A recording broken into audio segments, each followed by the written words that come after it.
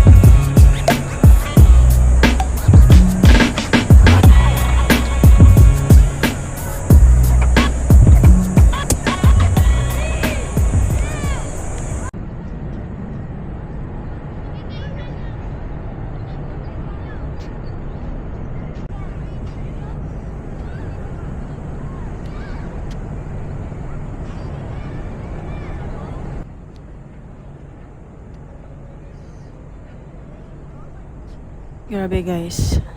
Pagod na pagod ako. As you can see, meron akong bit-bit dito na bag. And naglakad ako dapat talaga per day 1 hour. Pero ngayon, 30 minutes lang. Kasi ang bigat ng bag ko. Bit-bit ko yung work laptop ko habang nag-aantay ako kay Gwen. And in-expect ko rin na malaki tong walking place na to. Hindi pala siya malaki. Okay na. Pero okay na, diba? Not bad. Kesa naman wala at all. Pero sana lahat ng establishments na ginagawa dito sa Manila, since puro naman na mall, sana laging may requirement na may green space, diba? Para kahit papaano may option pa rin yung mga tao na hindi lang puro sa mall pupunta. Meron ding ganitong area. Wala, ayun, share ko lang. Thoughts.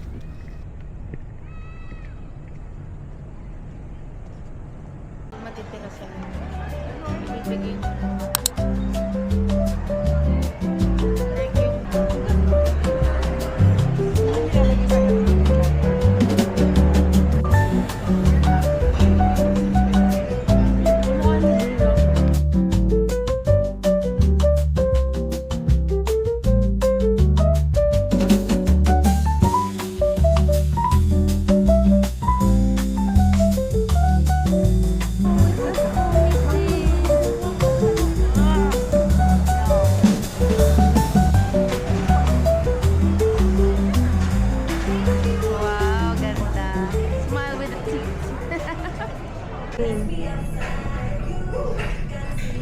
Wow, nice. Looks good. Maganda nga, kahit small. Kasi hindi ba masikip? Hindi, sakto lang. Hindi ko alam kung bakit anong nangyari sa presentation at naging ganyan. Ano, masarap ba? Here at Yolo.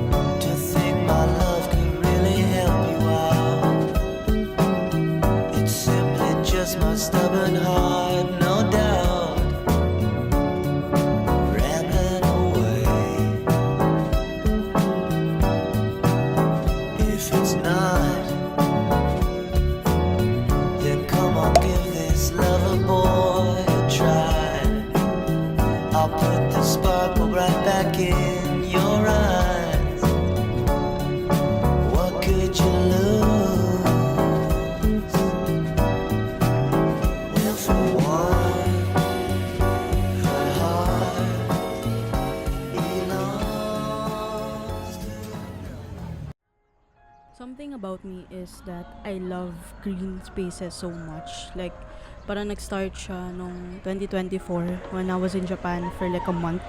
And parang naubusan na lang din ako ng mga places na gusto kong puntahan. Kasi nasa Tokyo lang naman ako. So, ayun. Nagpunta na lang ako sa mga parks nila. And ang gaganda ng mga parks nila, like well-maintained.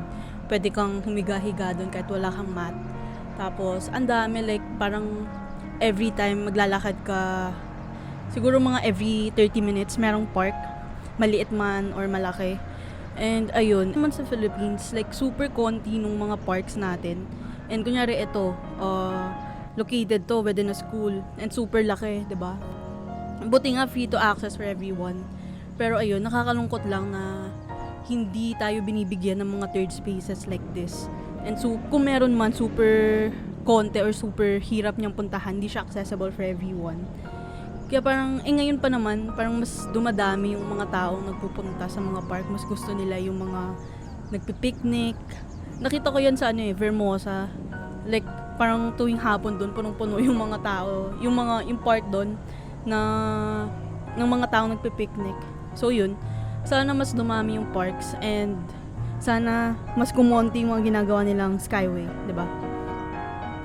I mean, alam ko naman na for progress yung mga ganong infrastructure, pero at the same time, hindi naman pwedeng laging ganon na lang. Kasi ibig sabihin nun, mas madaming Skyway, mas madaming need para gumawa ng mga parking lots.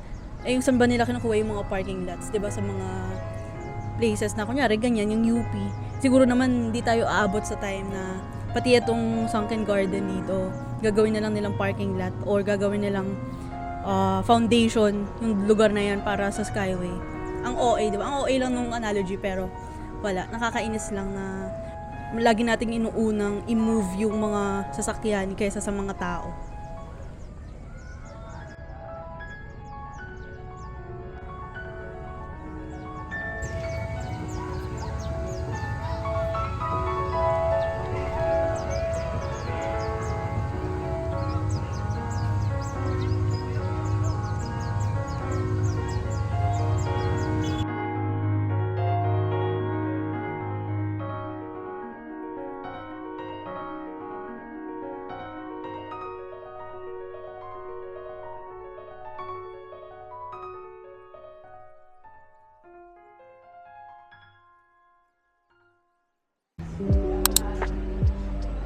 Ito yung pinaka-favorite kong kainan from college. Kahit walang Rodix sa UST. Meron lang nun sa Taft. So yun, pinupuntahan ko pa yun doon para kumain doon. And alam ko nagsara na rin yung branch na yun. So sad.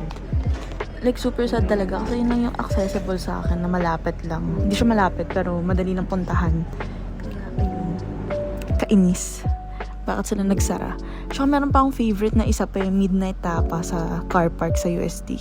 Alam ko wala na rin yun. So, any tapa suggestion, guys?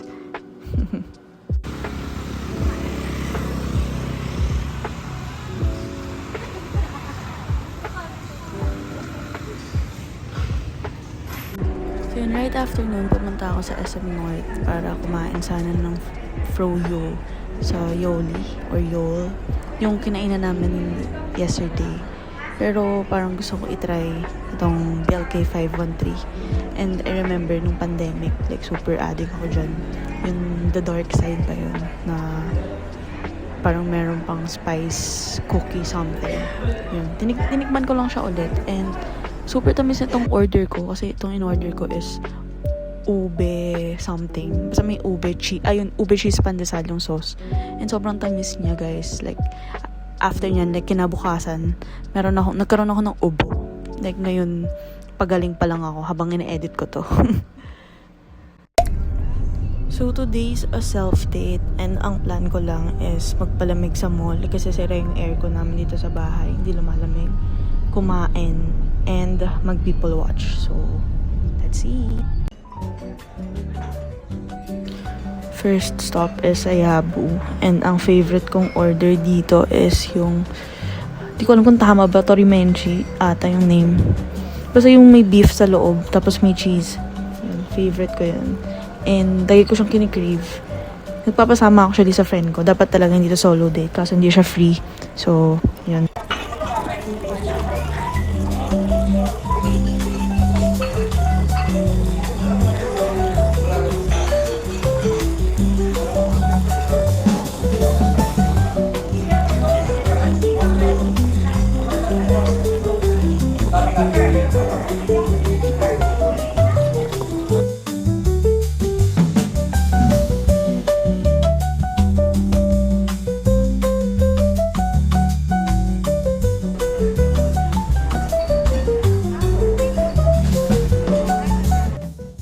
Ano ba, like, nung kumakain ako dyan, meron akong katapat dyan na bata, dyan sa right side. Tapos, tingin siya ng tingin sa akin. Like, nako-conscious na ako kasi, ano ba, may mali ba sa itsura ko or may ginagawa ba akong mali? Kasi, parang tingin siya ng titingin. So, wala, na-conscious ako sobra. Pero, wala, dead ma. Pero seriously, na ano talaga ako, na-conscious ako sobra kasi as a shy girl lang attack ko lagi. And, di ko alam. Baka curious lang siya sa camera ko kasi nafi-flip-flip. Pero ayun. Sana next time, huwag niyo na ako titigan. Meron pa akong another kwento kasi nandito ako sa specific branch na to sa SM sa Caloocan. And then, biglang nagre-reddit ako nung pag-uwi ko. Tapos pagbasa ko dun, may nag-rant na meron daw silang nakitang ipis sa Yabu branch na to. Like, specific branch na to. So, nakakainis. Like, parang 2 days ago lang, simula nung kumain ako dito. So, ayun, sana wala akong nakaing ipis. Wala naman akong nakita eh. So, ayun, wala. Share ko lang. And mabait din naman yung mga staff. Kaya sinipagan ko rin magsagot ng review form nila. Like, kahit ilang beses ako humingi ng cabbage. Tsaka ng,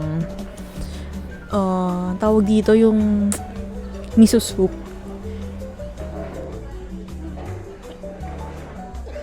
Kita nyo yung ubo na yan dahil yan dun sa BLK 513 na may ube cheese toppings.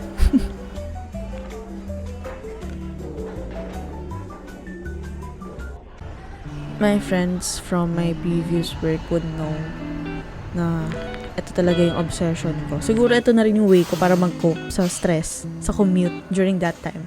Like, every after lunch, pumupunta ako sa landmark para magtingin ng mga baso. Pero it doesn't hit the same. So, feeling ko mas ibang klase lang talaga yung mga baso dun sa specific landmark branch na yun sa BGC.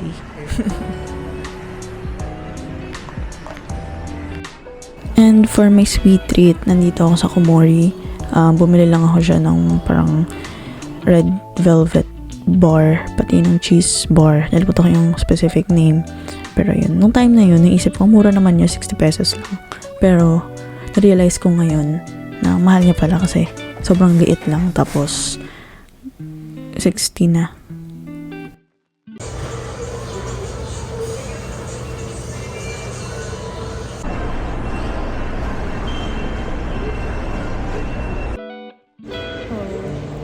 Actually, kanina, nakauwi na ako. Nasa SM Grand na ako dapat. Dediretso na ako dito kaso biglang so bumalik pa ako ng bahay para gawin yon. Then bumalik ulit ako ng Monumento para sumakay pupunta dito sa SS sa Vertis. And right now I'm eating itong bread papa na Hokkaido milk. Let's try kung masarap.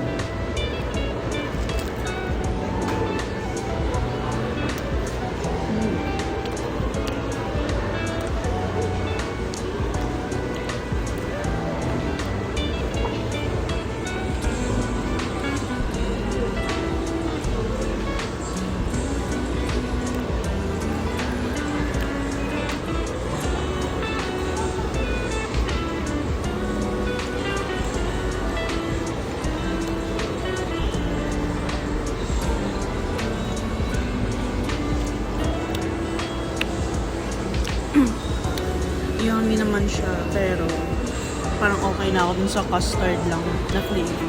Yummy siya, milky yung taste, pero okay na ako dun sa normal feeling lang na custard. If you guys are wondering bakit ako out and about on a Monday, actually simula nung Friday last week, it's because naka-holiday yung mga colleagues ko sa US. So, walang meetings, wala masyadong tasks. Yung mga task na meron ako is yung mga naiwan lang nila before yung leave nila. So, ayun. Sana laging holiday na.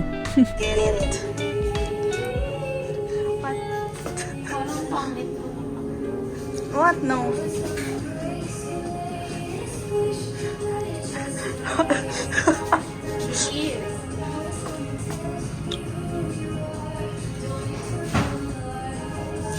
Kika yarn.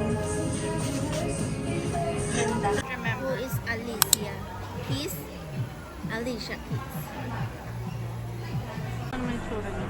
Pero I realize something even though we fight.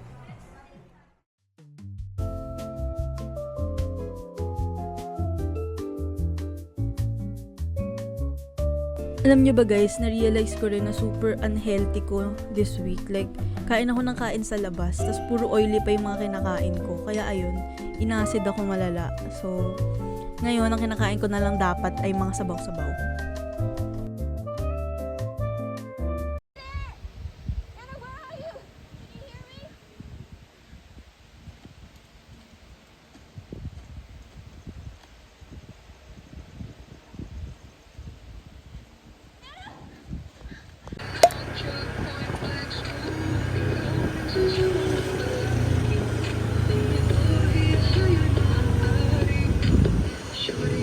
It's already past 10 p.m. Parang mga mag-11 na nga ata nito.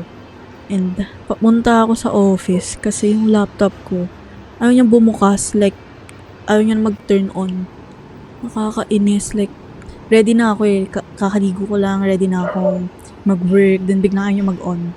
And alam ko namang wala akong other option kundi pumunta sa office. Kasi nga, hindi naman nila kayang isolve yun remotely. So, ayun. Medyo masama yung loob ko. Pumunta ng BGC ng gantong oras. Pero walang choice. Okay lang din naman kasi meron naman kaming transpo allowance. So, yun. Okay din na magamit yun from time to time. And just like that, pauwi na ulit ako. Parang 1 hour lang ako nagstay dyan. Inayos ang talaga ni laptop ko. Once okay na, book na agad ako pauwi ng bahay. I love my work. I'm gonna put you first. Ask you what you want. You let me decide your fun. It's gonna be one less only God. Only you, shawty. You got me over here, honey. It's true. There's just you. You must even heaven sent. Hearing me call you when you get the chance. You are the dancing queen, young and sweet, only 17. Gawin mo pa ang pag-ibig mo sa akin. Ano ba yung ABBA? Yung huli na ABBA, dahil sa mga names nila. Ayaw na ba sa aking beauty? Kaya ngayon ako'y sawi. Ow!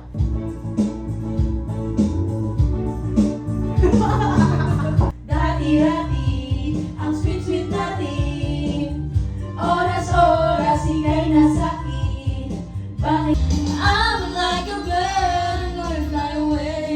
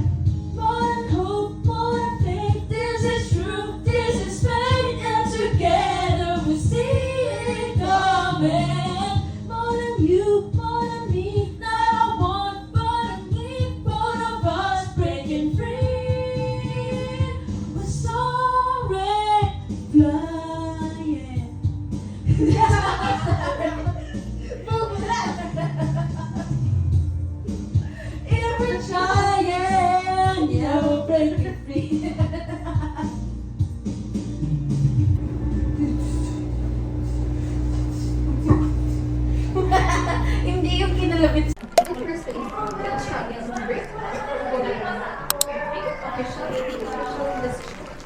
are you laughing?